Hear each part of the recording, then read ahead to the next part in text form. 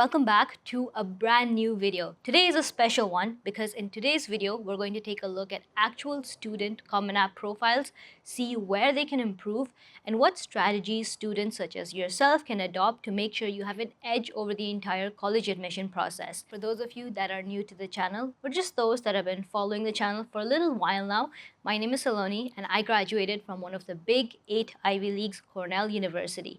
Now, over the last few years, through this YouTube channel and various students just reaching out to me to get advice, get feedback on their profile, I have seen and helped numerous students get into top colleges, including Stanford, MIT, Harvard University. So I have a pretty good understanding of what college admission officers are trying to look for in a student application. And in today's video, we're going to break that down. A quick background on the entire student application process. Most of you will be applying through something called the Common App, which is like one website where you can apply to a bunch of colleges. Now, I do want to make things clear that grades, standardized testing, AP exam scores, high school scores, all things play a huge weight in your entire college application process. But the profiles that we're going to take a look at today are going to be beyond that. Now, everybody knows and understands that the better grades you have, the better your chances are of getting admitted into a top university. So there is no secret there. But the things that you actually can make an active effort and work towards, in my opinion, are activities and essays. So these are the two things that we're going to dive deeper into in today's video. And with that, we're going to look at the first student's profile. Now, the first thing I want to point out is activities entirely in Common App is an optional section. So the first question that Common App will actually ask you is, do you have any activities that you want to report? If you click no, it will simply let you go to the next section. So my first biggest advice is please don't click no. Say yes, and that is when you'll get a drop-down menu. Now that drop-down menu will have you write various things like the activity type, your leadership description, organization name, what the activity actually was, and some other things like how much time you actually spent doing that activity. Now you have 10 optional spots. The biggest kind of discrepancy that students have is, should I fill out all 10 of these, or what is the ideal number? Now, in my opinion, I definitely am a big advocate for quality over quantity. So if you don't have all 10 to fill out, please don't go out of your way to fill all 10 spots. But with that said, try to think of various things that you've done. Most of your activities can be anywhere between grades 9 and grade 12. So they're trying to look for activities that you've done in high school. A lot of students ask, well, what if I've done something in class 8 or 7? Is that ineligible? It's not that it's ineligible, but it kind of makes the admission officer think that, well, the student had the most relative activity to write about from more than 4 years ago, which makes them think that you really haven't done anything, or you've been dormant the last recent years, and that is not the impression that you want in their mind. So a good number to be in, I would say, is about like 5-7 activities is a safe bet. Of course, if you can fill all 10, go for it. That's all the more better. Why leave anything out when you have the space to add your accomplishments? So with that, let's take a look at the first student's profile. Now, this first student did have, let's say, 2, 4, 6, 7 different activities that they listed out, and I think they did a pretty good job. All in all, they have a variety of activities. So you can see that there is a family responsibility, then you have something in computer, drama, another one in computer. And by looking at this profile, I'd say that the student is maybe inclined towards like a computer science undergrad degree. They also have an internship and a volunteering activity, so it's a pretty good mix. Now, some of the things that I particularly like about this particular student's descriptions is that they've used numbers to quantify. When they say that they've built a teen fitness app prototype, they say that they did it in 18 days. They got 35 positive responses and feedback. All of those things help the admission officers understand what the impact was of that activity that you built. Now, in this second activity that we see here, another thing that I particularly like is, instead of just listing out the skills that the student learned, he or she actually went on to describe what they did with those skill sets. It's very easy for you to, let's say, write that you learned how to program in Python or JSON or Node.js, and basically write down the entire stack of doing mobile development or web development. But to take that skill set and build a project, even step further, build a project that helps your community in some way, that is going that extra mile to impress college admission officers, and that is something we can see in the second activity right over here. We see the third one, which is theater and drama. Now, I understand this is completely not relevant to the computer science degree, but it helps showcase the student's personality. College officers are also looking for students that are going to go above and beyond the classroom itself. So, what kind of a student are you going to be on their college campus? This helps fit that in. We have another computer based activity. Now in this one particularly, I would have preferred that this particular student went on to maybe write a project that they did rather than just talking about the Udemy coursework. So I know it's a boot camp. They mentioned who the mentor was for the boot camp and that they did some hands-on projects and challenges, but it would be useful to talk and emphasize on those hands-on projects and challenges rather than the fact that they just participated in the boot camp. So there's one point of improvement that I can think of. The next one we have here is an event coordinator for Techno India, which is various competition groups. Great. Now, again, over here, I would say like instead of writing manage logistics and organized activities, be more specific. If you're talking about logistics, talk about what type of logistics did you manage, how many individuals were involved, what type of skills did you use. If you organize activities, what activities are you talking about here? How many activities did you organize? Like quantify again. Um, Next one here, we have a hackathon, which is perfect. Led a team to address a limited healthcare service and developed a prototype web page. That's excellent. A tip of the iceberg here would be, since it's a hackathon, if there's some online presence to the hackathon, like what your project was, if you can like link that, add a URL link here, make it shorten using one of those free online shortener tools. Instead of like taking up so many character spaces, you can reduce half of the size. Another tip there. The next one we have here is community and volunteering services. Perfect. And then lastly, we have an internship. Now for this internship, um, again, a little bit of quantification would be necessary here. When you say promoted conferences, like how did you promote those conferences? Where were those conferences promoted? Um, Educated students on global issues, referred four students nationwide, and conducted online sessions to guide their performance. That's perfect. We're going to break this down now. In my opinion, I felt like the first activity needed a lot more work. So if I were to rewrite the first activity, this is what I would do. I usually like to follow this syntax, which is a description of any activity is equal to some sort of quantifiable or like overall population plus the acceptance rate if you can come up with that. So how selective was that activity plus your key contributions and what those results were or the impact. Now, if we use that syntax in this kind of like modified version of this first activity, we see that the student says that they assisted their father. So instead of assisted the father, we can write hardware engineering intern. You don't have to put the emphasis on the fact that the shop was owned by your dad. You still did work, you were still an intern. Focus on the actual technical points. Organization can be the name of the store, maybe a description of the actual store and what it does. So in this case, maybe I assumed that the name of the store was Roy Digital and I just put computer store in front of that so that it's more clear as to what the store is about. My father's computer sales service shop. This is optional. I would say leave it up to your discretion. Again, I feel like it doesn't add value to your skill set by informing the admission officers that this was your father's service shop or like computer shop. So you can leave it out if you want to. In the description, I would write something like handled servicing and repairs of iOS laptops and iPhones. I'm assuming or giving examples of this is what the type of service was, but whatever is more accurate here. Being supervised by the store staff. Now, it's good to stay humble in your descriptions. You need to remember, and college officers also know, you are a college student at the end of the day, or I take that back. You're a high school student at the end of the day. And you're not going to be like managing 10 or 15 people or lead two teams or groups. They don't expect you to be know-it-alls. So if you're humble by stating that you were supervised by someone, that shows college admission officers that, you know your place and you know that, you're not someone who can run an entire business, because we don't want to showcase that kind of profile as well. That leads them to think, well, if the student already knows everything, why should they even be admitted into our college? So there's like a tricky slope of maintaining that balance. Um, the last part here I added was hardware troubleshooting and client communication.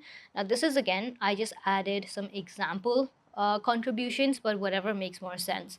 So you can see that the descriptions are more or less very similar to what the student had. I just made it a little bit more directed and more streamlined into what we want the focus to be. Let's move on to the same student's personal essay and additional information section. Now, for the personal essay, this is what they have currently, and the way I like to break it down is usually the essay will have one big plot. Now over here I can clearly see that the plot of this essay is confidence, and the student does a really good job in the first paragraph, actually right over here, just laying out the fact that they ask a question. Is it, can someone be over and underconfident together? And that helps create like a baseline and a preface of, okay, this is what the essay is going to be about. So I really like that point about this essay, that they do a good job in coming to the point right in the beginning of the essay. No wasting time, no wasting words. That's important. After that, I see different paragraphs. So they go on to give examples of times when I'm assuming they were underconfident and overconfident. Now, I do see a little bit of room for improvement. I like this first paragraph here where they talk about where they were overconfident during some examination. They then go on to kind of have like a pitfall of being too overconfident, so the consequences that come along with it. And then I guess being underconfident comes up here. Now, I like the entire essay for the first three paragraphs up until this point because it's sticking to that main theme. But I feel like as they talk about what happened in 2020, the essay goes in a different direction and goes into like the plot changes. It's changing into what happened during 2020 and how they went through everything that they did. So I feel like this is something that could be improved if we continue the actual plot of the essay. An ideal next kind of paragraph after that overconfident stuff would be to talk about a story or a case where they felt underconfident, and then the concluding paragraph could be if they've come to a realization of maintaining a balance, or if they've even come to accept the fact that, okay, my personality resonates more with being underconfident, or my personality resonates more with being overconfident. The conclusion can be anything depending on what you are as a person, what you're feeling, what you're going through. I'm not going to dictate that. The point is, the rough structure of the essay itself is something that I can get feedback on. Now, with that essay, something that I particularly liked about this student in the additional information section is they actually use this information. Now, I did kind of block out some of this information because I felt it was a little bit too personal, but they did a good job in talking about a personal story, a family event that happened with them, and then they go on to talk about some additional information like the National Society of High School Schoolers, which is great. This additional information section in Common App gives you, I believe, 650 or 700 words that you can write about anything. So utilize this. If you need to expand on activities from your activity section, use it there. If you need to explain a situation, explain that here. This is the perfect place to actually utilize if you're running out of space to write about something that has been previously asked. The one thing to remember is don't repeat yourself. If you've already written about an activity, you don't need to go on and repeat that same information and tell the audience or the admission officers that, okay, this is what I did, but I'm just going to write a detailed version. Use this space as a continuation. With that, one of the big questions that I get asked is, what type of activity should you have? And this is my go-to map for activities. I feel like you should try to hit anywhere between 5 to 7 of these type of activities. And the reason why I say you shouldn't hit all 8 is because someone may be interested in sports and not cultural activities. So you can't force someone to do sports and cultural if that's just not their personality or who they are, which is why try to hit some of these. The reason why I kind of categorize them into different groups is this makes sure that all of your activities don't um, go into being too academic or too much community type or too much environmental type. It's a good spread and it's a very wholesome profile. Now, another thing I want to point out is recently Ivy League universities and top universities in the US are paying attention to these 3 types of activities: research experience, volunteering, and academic or leadership activities. Research experience is becoming a hot topic from so many universities because high school students are going on to create these mind-blowing research projects that then get published in online peer-reviewed journals or and get into these great science fair competitions to go on and win big prizes or just go out there and compete among different schools and different high schoolers of their age. Now, this is something that helps high school students build on their academic scientific research capabilities, something that is not taught in any school. So if this is something that you're interested in, one of the best research opportunities that I would recommend is the International STEM Research Program. They currently have an offer going on where all applications that are submitted on or before 31st of December will be considered for a 50% scholarship. So you have a better chance of getting in. It's going to be much cheaper. The program itself lets you do research with one other student and a seasoned mentor, where you will be guided on how to do academic scientific research on a research topic that you're interested in. The paper then gets later on published in a peer-reviewed journal or submitted for publication. And the best part is all of this is done just within a few months. You're able to learn research skills, you're able to publish a paper, you can then take that research into science competitions and at the same time get that scholarship that I'm talking about right now. So the link to the International STEM Research Program is going to be in the description below. Definitely check it out. Next type of activity that I'm talking about is volunteering and academic. Both of these types try to have at least one of each in your profile. Volunteering somewhere where you're not the founder is something that I would prefer. A lot of times students go on to say that I founded this nonprofit organization club and I was the sole member and I did this, I did that, which is great. But volunteering in a place where there are other people involved and other people responsible for deciding whether you get accepted or not, what tasks you're assigned to, this helps admission officers know and understand that you're able to function and work well within a team. That's what they're looking for.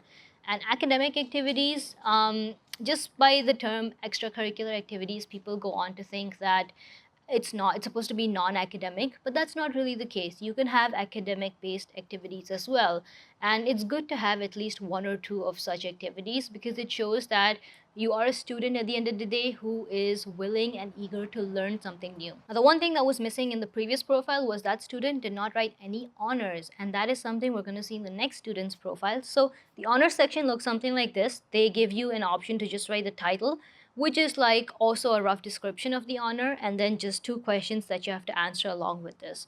So with that, our second student's profile looks something like this. We have this student who's written 1, 2, 3, 4, 5 honors, which is perfect because you only get 5 spots.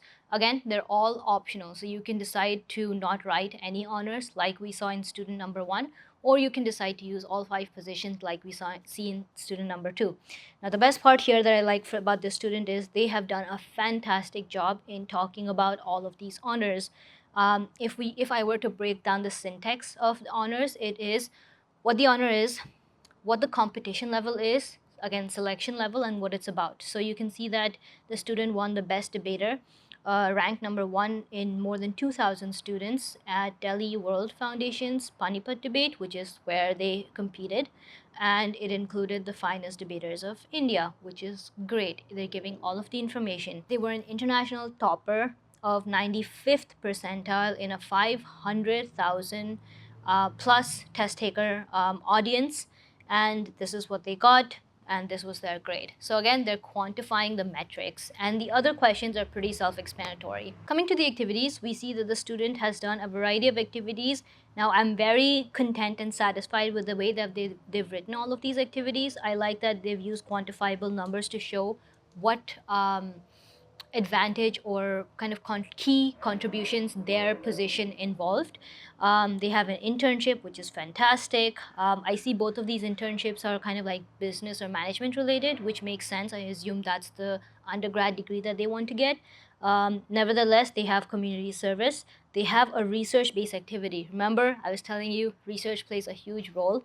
Now, I would suggest one alteration to this activity description. I see that the student has researched under a professor from the University of Virginia.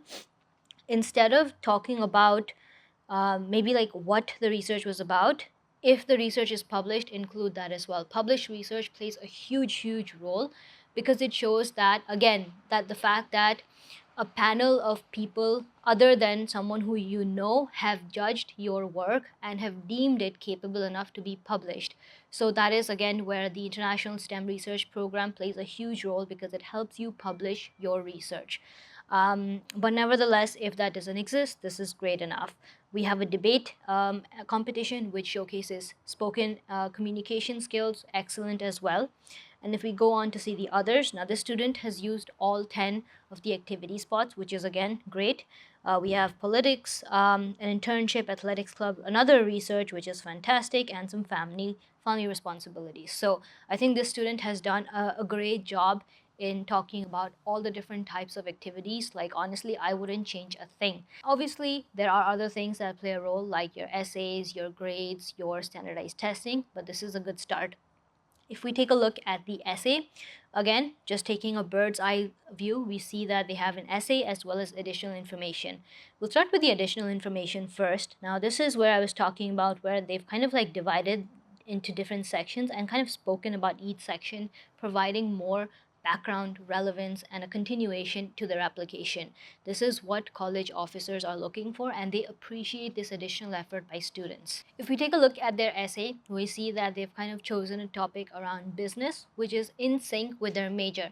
Now, this isn't something that you have to do. Your personal essay can be a story about you. It does not have to be about your major. If we take, and that is essentially the plot of this particular essay. If we take a look further, they talk about how they kind of experience another business go through various ups and downs, and then later goes on to reflect what they could contribute and help to improve the financial literacy of their country. Now, overall, my opinion and takeaway is that it is a good essay. I would have liked it a little bit more if there was more preference on this part of the essay, where the student talks about how they helped or what they did in this entire process, rather than what they reflected upon, which seems to be a majority of the essay.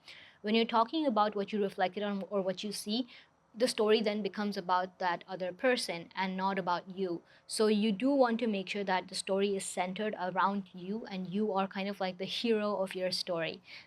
So that is one kind of feedback over here.